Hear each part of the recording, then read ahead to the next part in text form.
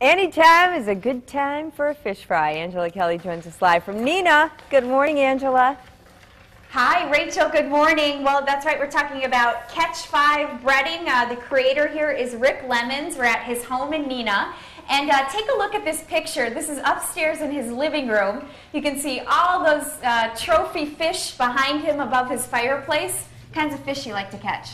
Well, catching, I like to catch anything that'll bite on my hook. Looks like a lot of walleye and stuff though up there. But normally walleye, panfish. So your love of fish turns into a love of fish fries, and that's why you created this breading. But what we want to do first is, why don't you give us some tips on filleting, getting our fish ready to go into the fryer? Okay. First of all, most people, this is a fillet that, if you would get from a market, fish market, it usually has the skin on. First, I take the rib cage out, and then I like to skin my fish, take the skin off, and then you get to a point of this.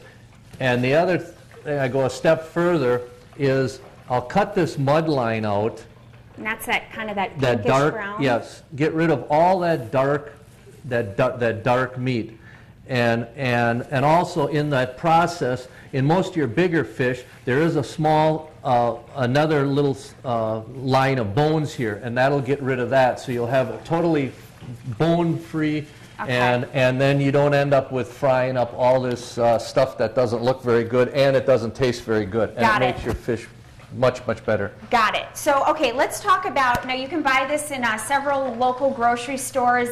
Woodman's is one of them. So what do you do when you get the breading home? We've got it all set up. Why don't you take us through how you would do it? Okay, once I get my fish, you clean them up, soak them in ice water, keep them in ice water, it keeps them nice and fresh and firm, and then I'll marinate them in beer, whatever beer is your favorite flavor. And then once that's done, then we just put it in a little egg, in the breading, and in the fryer we go. Let's try some of this fresh stuff. This looks amazing. How would you describe the taste of your breading?